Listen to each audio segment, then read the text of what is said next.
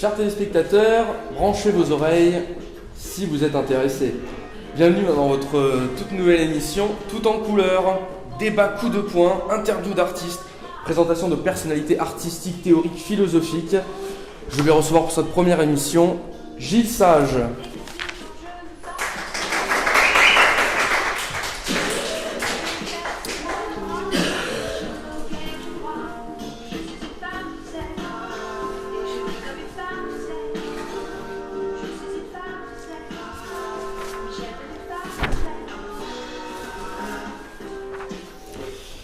Bonjour Gilles, merci.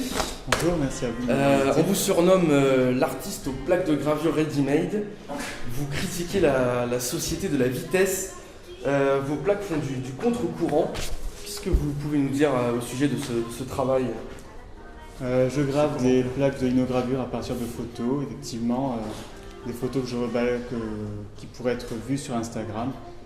Et je prends le contre-pied en faisant des gravures qui prennent énormément de temps à se fabriquer. C'est pour ça que j'ai appelé cette série Slowgram pour l'opposer à Instagram. D'accord, très bien. Vous avez également publié Magique dans tous les cas, un hommage à la chanteuse Madonna, aux éditions du Seuil. On annonce un immense succès, près d'1 million d'exemplaires sont attendus. Pouvez-vous donner quelques mots sur ce livre et sur les répercussions que vous attendez ?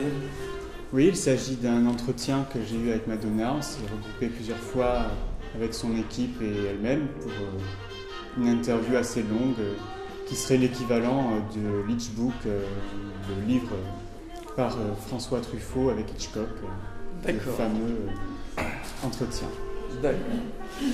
Alors, maintenant une question plus intéressante peut-être, parce que nous avons l'œuvre ici dans le studio. Vous travaillez sur un nouveau projet qui concerne, selon vous, la mainmise sur la culture. Certains, selon vous, précisément, préciser des choses à voir, à connaître, en empêchant peut-être le citoyen de s'émanciper par lui-même, de choisir. En deux mots, expliquez-nous ce projet qui est ici. Oui, alors il s'agit de listes de films que j'ai regroupées. Il y a la première liste qui m'a ouvert ce champ-là vient d'un livre qui s'appelle « Les 1001 films avant d'en mourir ». Un livre dont le titre implicite le fait que si nous n'avons pas vu ces films, voilà, c'est pas quelque chose de... On a raté sa vie. Donc ce sur quoi je m'interroge, c'est cette nécessité à toujours voir plus de films, car on ne fait pas ça pour s'améliorer, mais simplement pour maintenir le statu quo. On sent le monstre arriver derrière soi, et on est obligé de toujours avancer plus vite. C'est peut-être aussi finalement un peu autobiographique. Vous avez sélectionné, disons, souligné, surligné les films que vous avez vus dans cette liste préécrite. Donc c'est finalement un auto-placement vis-à-vis de votre culture cinématographique, ce travail. Tout à fait. Le côté performatif du défi des 1001 films à voir avant de mourir m'intéressait beaucoup. Et donc, j'ai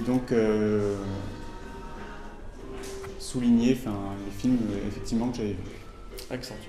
Très bien. Merci beaucoup, Gilles Sage. Merci à vous. À bientôt. On se retrouvera très vite pour un nouveau numéro de Tout en couleur.